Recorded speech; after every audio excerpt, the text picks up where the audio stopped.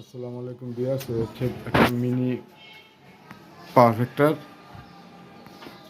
এই যে একটা ডিস্টার্ব আছে, সম্ভবত 40-45 কেবি এরকম, মনে নেই। আর এখন কী সমস্যা হয়েছে এটা একটু দেখতে হবে, চেকিং করলে বোঝা যাবে কী সমস্যা।